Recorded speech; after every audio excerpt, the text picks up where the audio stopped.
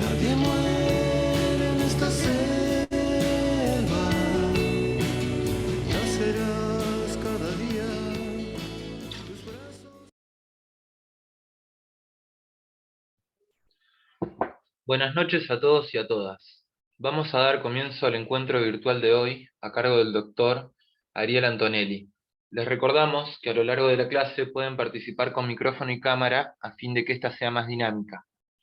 Para que la clase se desarrolle de forma ordenada, les recomendamos abrir el micrófono cuando quieran participar y luego cerrarlo para evitar que se produzcan ruidos o interferencias.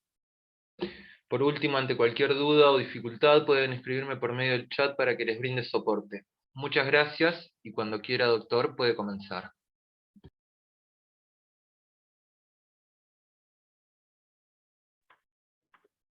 ¿Qué tal? Buenas noches, ¿cómo les va?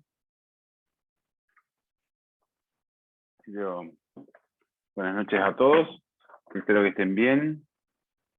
Vamos, ¿se ve la pantalla? No, ahí. Compartí. Ahora sí. ¿Se escucha bien? ¿Alguno que hable?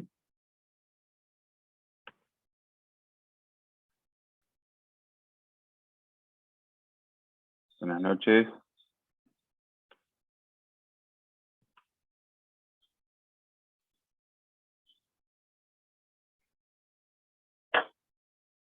¿Se escucha o no?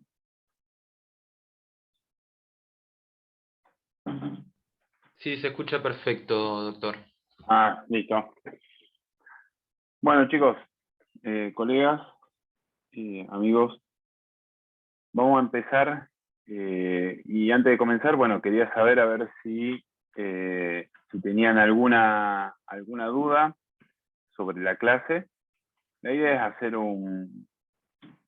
dar un caso clínico, tanto de un paciente gestante que está a finalizar su gestación y que va a una cesárea, y terminando un paciente que en realidad no es lactante, se había destetado porque lo habían encontrado, era un cachorrito muy chiquitito, y que fue por una fractura de una intervención que se realizó. Así que no sé si tienen alguna consulta, alguna duda sobre las clases que se dieron. Si no, comenzamos. Bueno, ¿cuál es el objetivo de nuestro paciente gestante o que está finalizando la gestación?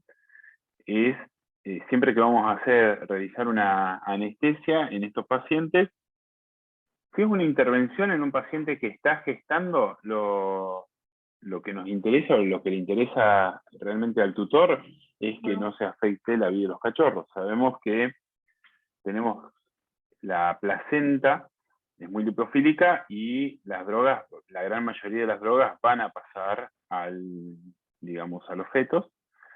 Y en el caso de una cesárea, o cuando esté una gestación a término y tengamos que ir a una cesárea, nuestro objetivo principal o el objetivo que va a tener el tutor o que desea el tutor es que todos los cachorros salgan con vida y salgan perfectos.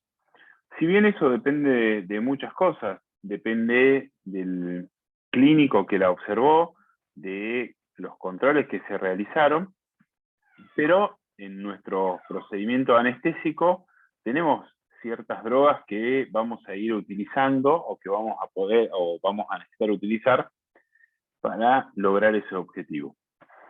Entonces, un poquito, el objetivo era, si bien vemos esta paciente donde podemos observar que estaba temblando, saliendo en la recuperación, todavía con la vía puesta, temblando, frío, entonces ahí tenemos algo a trabajar. Sabemos que la hipotermia es una de las consecuencias de nuestra anestesia y complicación más frecuente. Entonces los pacientes no se van a recuperar bien si están hipotérmicos. Entonces buscar algo acolchado para, para la recuperación del paciente, taparlos o calefaccionados, para que eso justamente no suceda. Habíamos hablado ya en la clase todos los cambios que se van presentando en una hembra gestante, tanto cambio hematológico en el sistema cardiovascular, respiratorio, gastrointestinal, sistema renal y neurológico. Justamente todos estos cambios tenemos que tenerlos en cuenta a la hora de abordar a nuestro paciente, y no lo voy a repetir para que no se haga más tediosa la clase, pero tengamos en cuenta nuestros cambios porque son los que nos van a dar nos van a guiar en nuestro protocolo de trabajo. Es así como, digamos, empezamos con nuestro caso clínico, donde era una perrita, una bulldog francés, que iba a una cesárea. Me llamaron, esperen que saco el audio.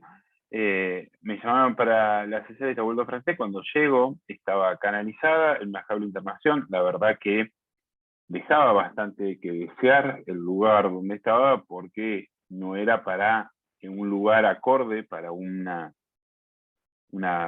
perrita parturienta, que observamos que tenía un cachorro atrancado, que no se habían advertido los profesionales del cachorro ese, y que ese cachorro lo más probable es que esté muerto, porque estaba en una distosia.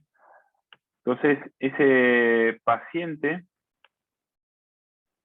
tenemos que planificar, digamos, qué premedicación le vamos a realizar, con qué la vamos a inducir, qué drogas le vamos a realizar para el mantenimiento y cómo vamos a planificar la recuperación de ese paciente, de nuestro paciente.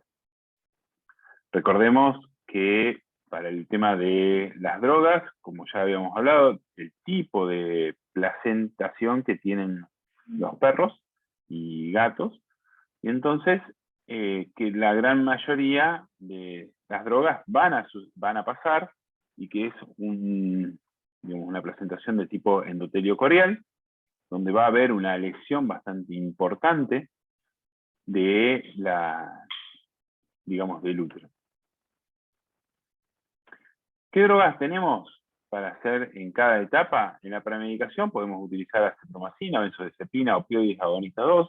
Esto es drogas en general.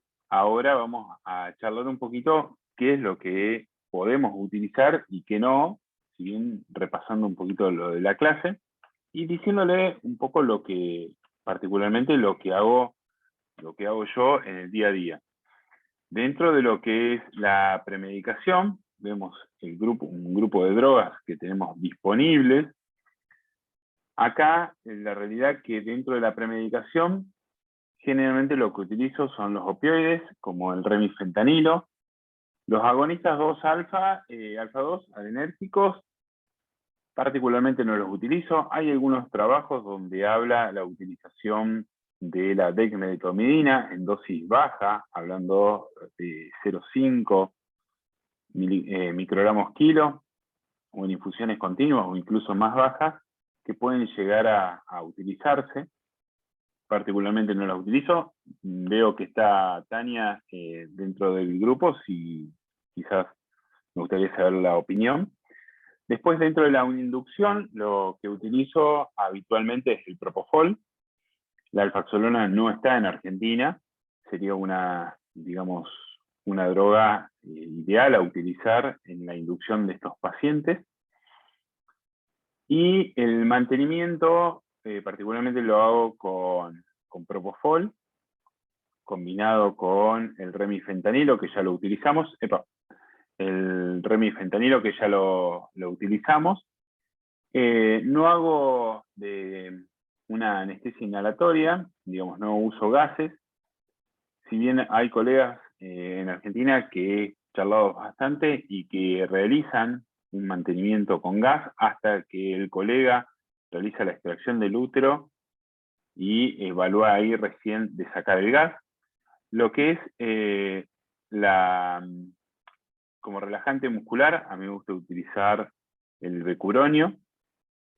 Para la prevención y tratamiento del dolor, uso los opioides, los anestésicos locales, los bloqueos. Estoy utilizando mucho los que son los bloqueos de las interfaciales, como el tap block o el del cuadrado lumbar, y los AINES, que está un poco discutido la utilización en humanos más que en veterinaria. Yo lo utilizo una dosis de meloxicam particularmente, y no he tenido problemas de conducto arterioso persistente en las camadas que hemos realizado cesáreas. Entonces, y hablando con algunos colegas, dice que la probabilidad, o no encontré trabajos en veterinaria, creo que la probabilidad es baja. Digamos que hablen de que aparecen pacientes con conducto arterioso persistente. Sí, Virginia, lo utilizo en el postquirúrgico inmediato, el meloxicam. Generalmente uso una dosis de 0,5 a 0,1 miligramos kilo, y después, si necesito, porque el paciente tiene dolor, utilizo alguna otra dosis más, si no, no. Lo combino mucho con dipirona, meloxicam y dipirona. La dipirona generalmente a 10, 12 miligramos kilo, que la puedo repetir a las 12 horas. Entonces, justamente, dentro de todo el procedimiento, para tratar el dolor, lo que utilizo es el remifentanilo durante la intervención. Puedo mezclar o combinarlo con algún AINES o la dipirona, si es que para el postquirúrgico inmediato.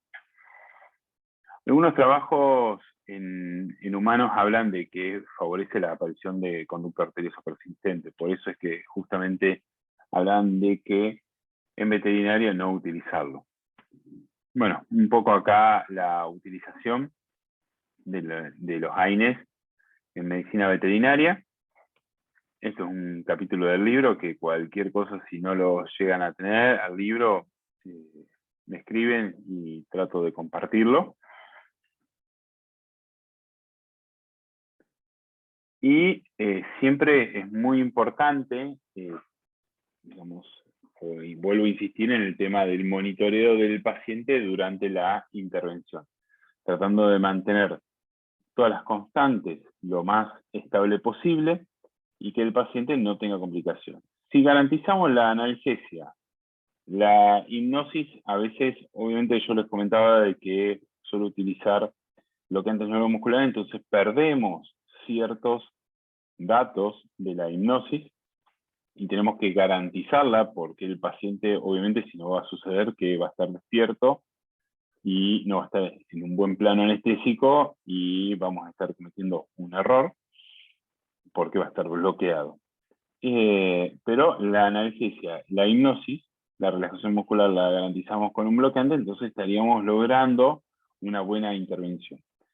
También otra de las cosas que se pueden utilizar son las epidurales, particularmente lo que es las anestesias epidurales en Bulldog. A mí me gusta mucho, o no he tenido complicaciones con anestesias epidurales de tipo sacrocoxigia. Cuando he intentado realizar las lumbosacras, he tenido algunas complicaciones. Entonces, directamente en estas razas, braquicefálicos, bulldog francés, bulldog inglés, no utilizo epidurales, sino me voy directamente a los bloqueos interfaciales y a un goteo con remifentanilo. Un monitoreo. Este es, digamos, uno de los cachorros que tenía nuestro paciente dentro del útero. El otro que estaba muerto, está muy deprimido porque ya vemos mucha cantidad de meconio. Entonces, este paciente tiene muchas probabilidades de que se termine muriendo, por más protocolo que utilicemos, lo más seguro posible. Entonces, esas cosas hay que hablarlas con los tutores. El hecho de comentar al tutor de que ya estamos ingresando a una intervención, a una anestesia que deprime a la madre y que deprime también al cachorro, es importante para no generar expectativas sobre nuestro paciente.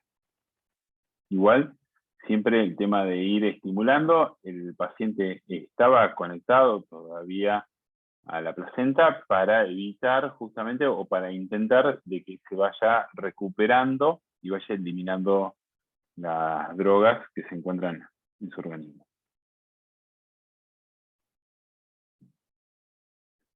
Peter, el tema del fentanilo, el hecho es que te dura unos 20 minutos, y si bien es posible la utilización, necesitaríamos acudir a una naloxona para revertir el fentanilo, el efecto del fentanilo sobre el cachorro, porque si no va a salir deprimido nuestro cachorro. Tenemos que tener en cuenta esas cosas. Sí se podría utilizar. Bueno, continuamos con el tema del monitoreo.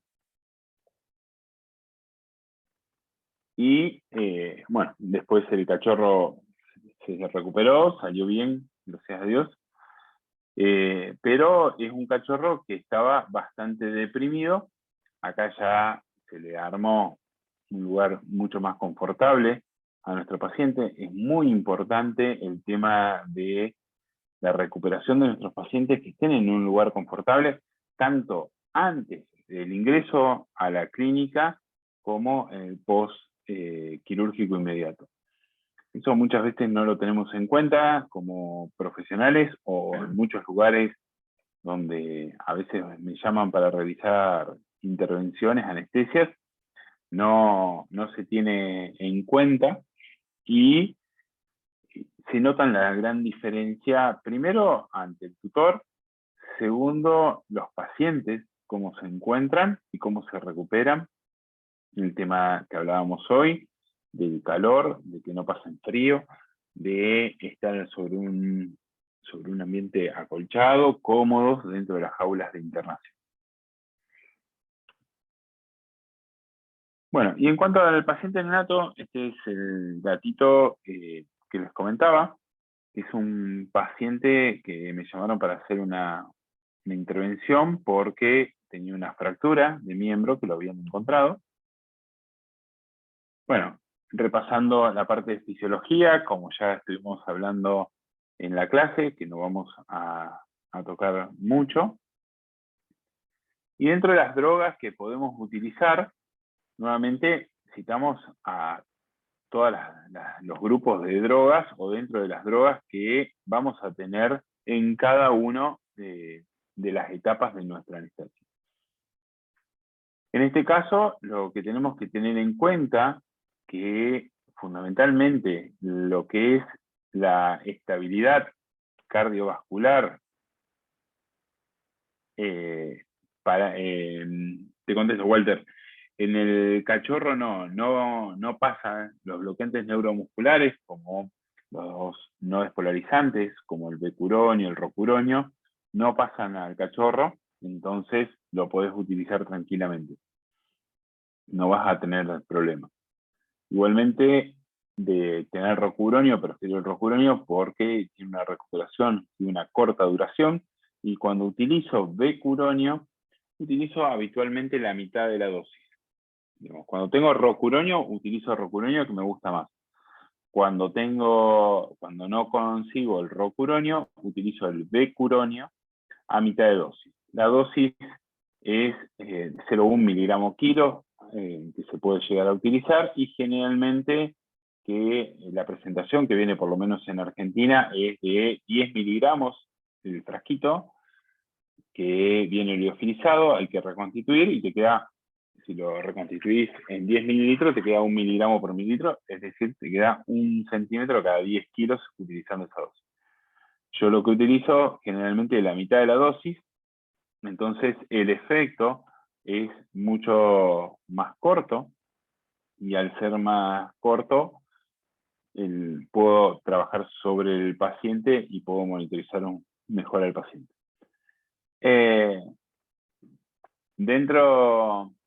Habíamos hablado dentro de la premedicación de los cachorros, tenemos que tener en cuenta de las drogas que vamos a utilizar, no deben bajar la frecuencia cardíaca de mi cachorro, porque al bajar la frecuencia cardíaca sabemos que la presión y el mantenimiento de la hemodinámica del paciente va a depender justamente de la frecuencia cardíaca en su totalidad, en su gran mayoría.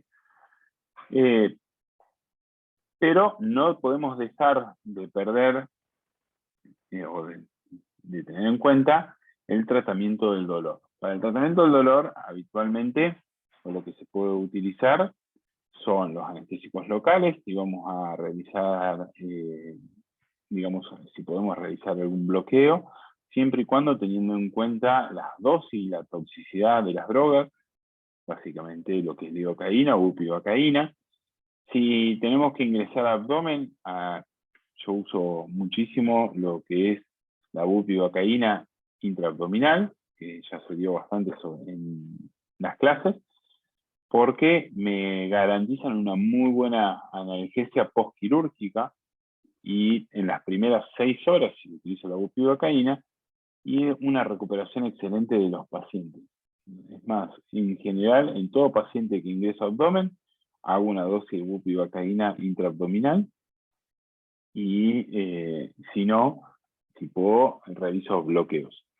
Entonces, el manejo del dolor es fundamental para que este cachorro empiece a comer, se recupere y esté lo mejor posible lo antes posible. Tenemos que tener en cuenta las drogas que vamos a utilizar. Los opioides también se utilizan habitualmente, siempre teniendo en cuenta de que no se deprima mucho nuestro paciente.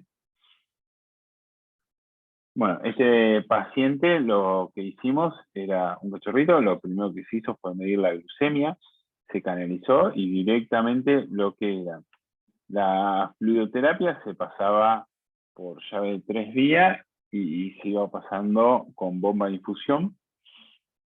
Íbamos evaluando a ver cómo se iba observando cómo estaba el paciente. Las dosis de las drogas siempre diluidas. Medir la glucemia es fundamental porque eso es lo que nos va, digamos, dentro de lo que es la recuperación de nuestro paciente, tenemos que tener en cuenta que tampoco regulan lo que es la glucemia, y muchas veces tenemos las alteraciones en el despertar son por casos de hipoglucemia. Otra de las cosas es el frío, pierden mucho calor, tenemos que tener en cuenta eso, porque en el caso de este paciente, después ya vamos a ver, había perdido mucho calor, mucha temperatura, mejor dicho, y la recuperación fue bastante más larga. Eso, digamos, la intervención, tratar de monitorizar. Acá, en realidad no era que se estaba midiendo presión venosa central, sino medíamos y evaluamos lo que es con el monitor. Esperen que quiero sacar el audio. Con el monitor lo que hacía era evaluar la presión de vía aérea a la hora de hacer las ventilaciones, para no sobrepasarnos. En este caso era de 15 centímetros de agua. Como la presión venosa central la medimos en centímetros de agua, conectándolo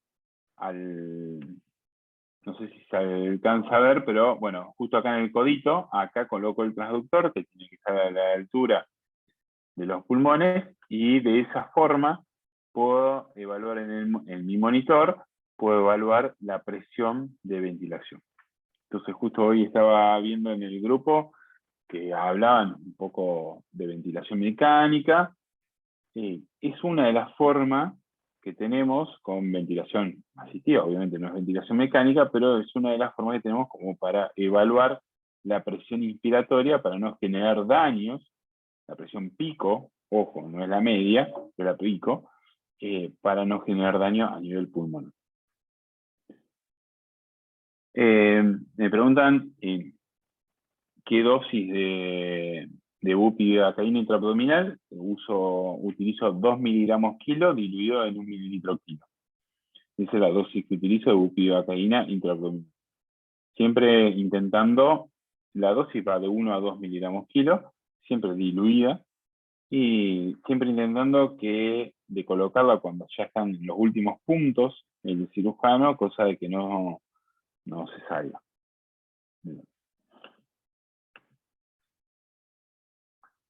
Bueno, es un paciente que siempre mantuvo una frecuencia cardíaca alta para tratar de mantener una presión normal. Miremos la temperatura, como había bajado bastante. Y entonces el paciente tuvimos que colocarle un caloventor cuando terminó para que se recupere. Con la leucemia no tuvimos problema, pero tardó en recuperarse justamente por el hecho de la temperatura baja que tenía al culminar la cirugía. Entonces, como conclusión, ¿qué podemos llegar a sacar? Más que nada en estos pacientes que tenemos que abordar, pacientes neonatales o cachorritos lactantes, es tener mucho cuidado con lo que es la hipotermia, con el mantenimiento de la frecuencia cardíaca, el control de la presión, que nos va a dar una idea, y tratar de abordar, utilizar o tratar de trabajar en equipos, con equipos cirujanos que sean rápidos, porque son pacientes que cuanto menos tiempo estén sometidos a una intervención, mejor va a ser la recuperación de los pacientes, de estos pacientes. Así que, bueno, es fundamental eso, el trabajo en equipo y trabajar con cirujanos que sean bastante rápidos.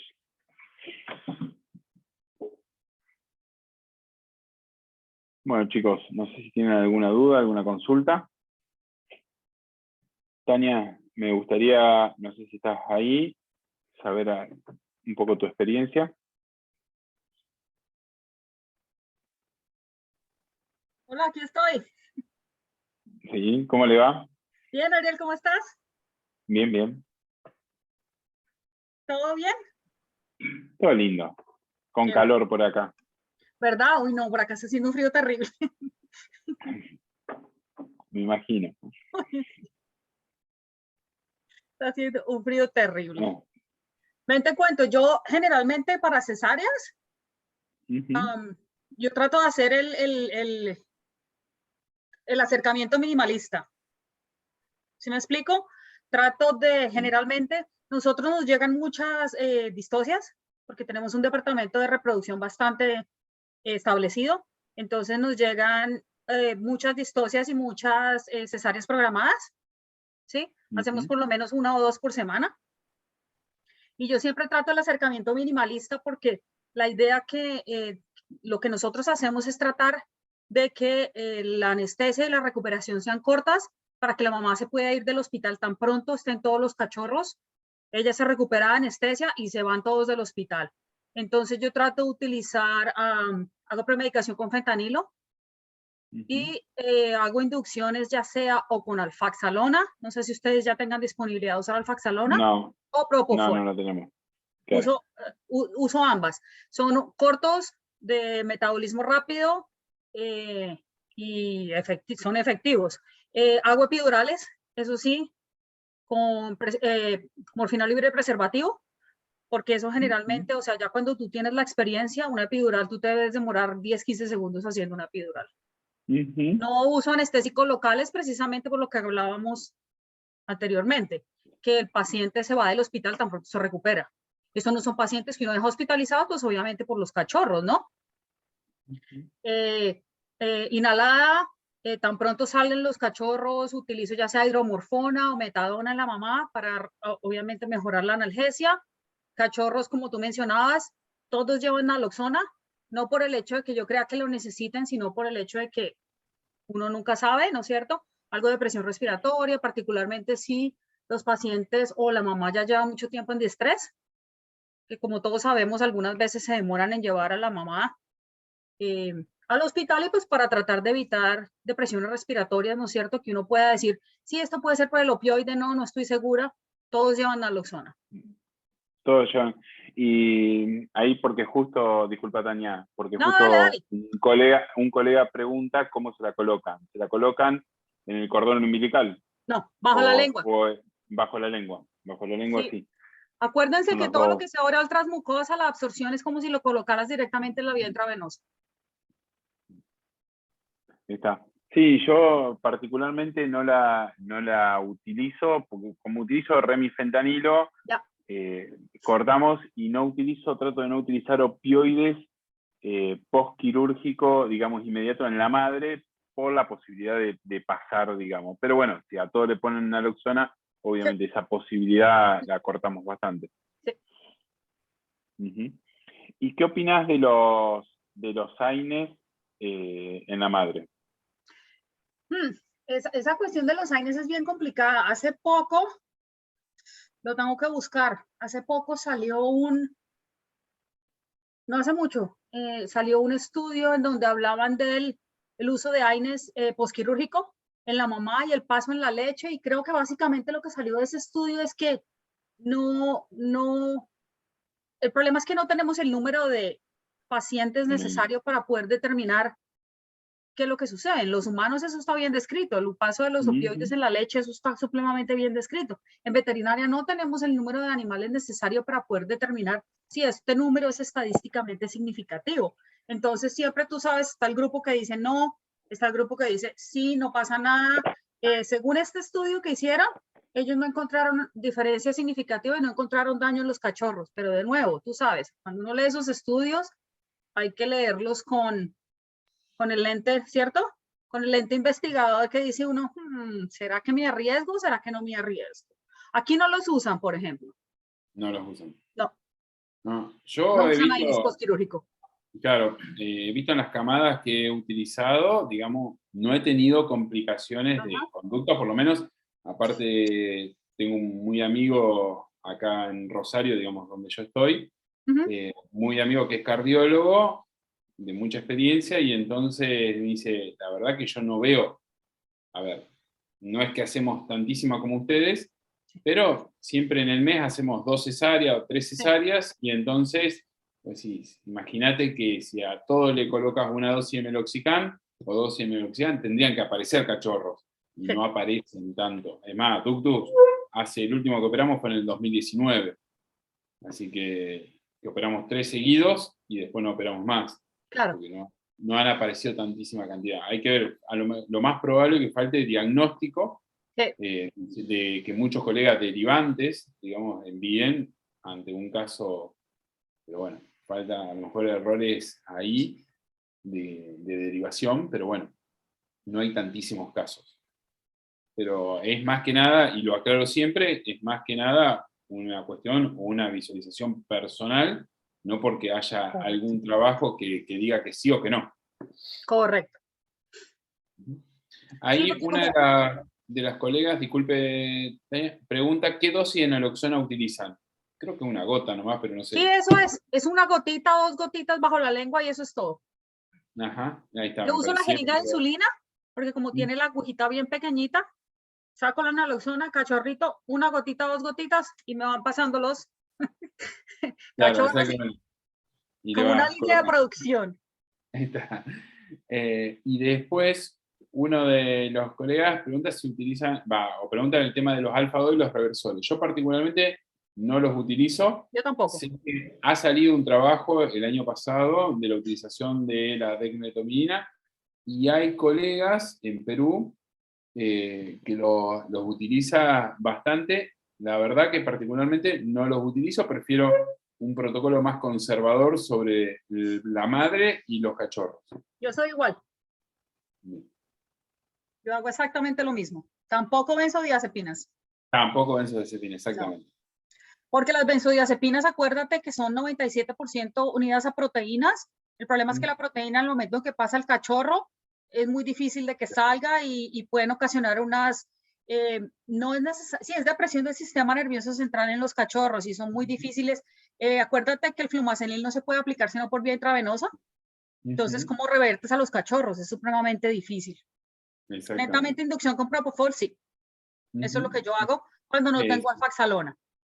Exactamente, canalizar y directamente remifentanilo, yo y propofol, y después ahí hacer o la epidural o el bloqueo. Lo que utilizo, estoy correcto. utilizando bastante los bloqueos, digo, un Nosotros no Taploc. tenemos remifentanilo porque es que se nos volvió demasiado costoso. Ah, mire usted. Ujú.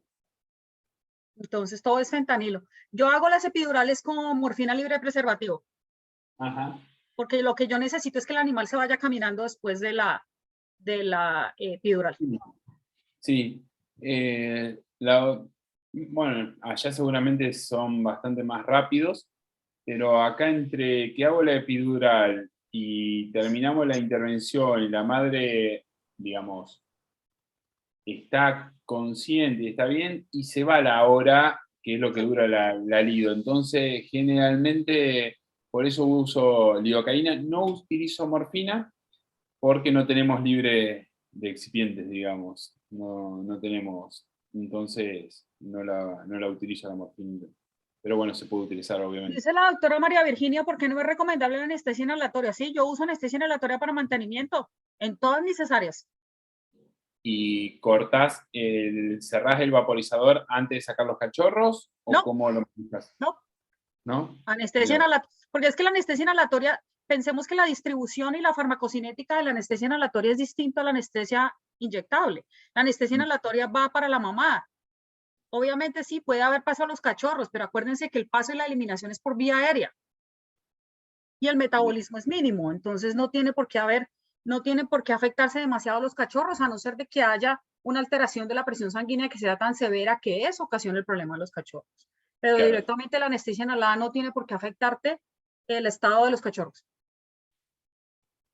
Bien. La verdad que no, yo siempre utilizo Tiva en cesáreas, pero bueno, tendría que empezar a trabajar a ver con el tema de la anestesia No, inhalatoria. ¿sabes que nunca he tenido problema con las inhaladas? Bien, Nunca, nunca hemos tenido un problema con las inhaladas. buenísimo.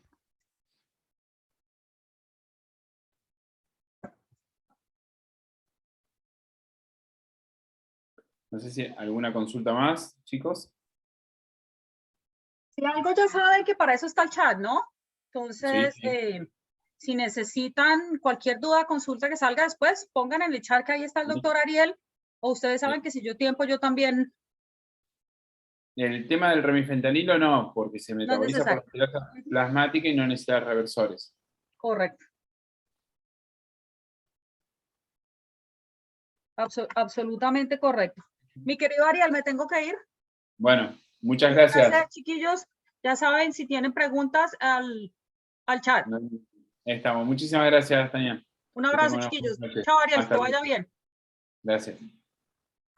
El uso de antibiótico postquirúrgico para la madre, sí, ahí utilizamos. Siempre depende a ver si queda el útero o no queda el útero. Siempre tenemos que ver que no sean algunos que se elimine por leche.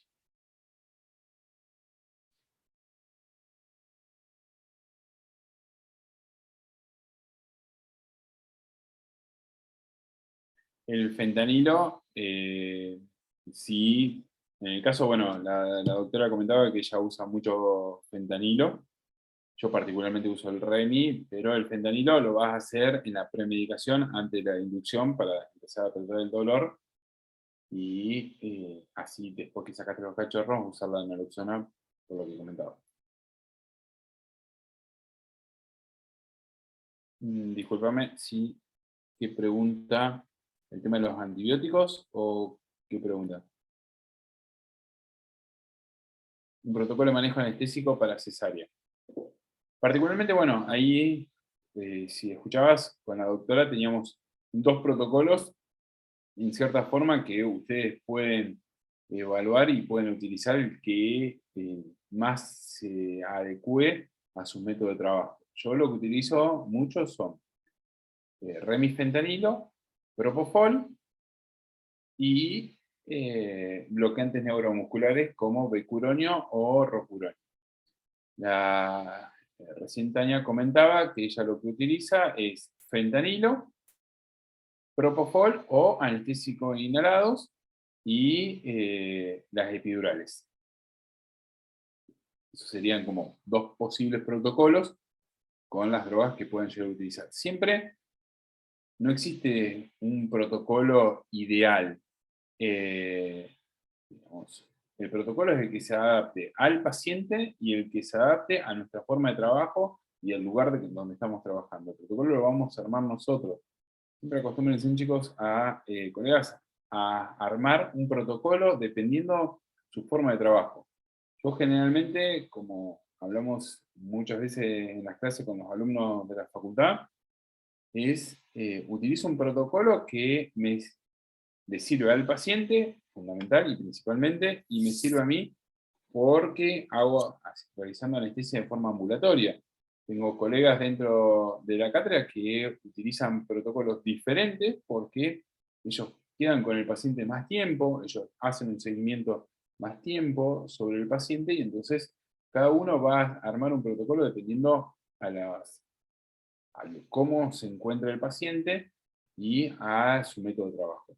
El uso de ketamina dentro de los cachorros no la utilizo, y por lo que estaba escuchando Tania tampoco, por el hecho de que queda mucho tiempo acumulado. Vos necesitas drogas que se metabolizan rápido, así se eliminan rápido, y la paciente se puede ir, la perra o la gata, se puede ir en forma lo antes posible a la casa.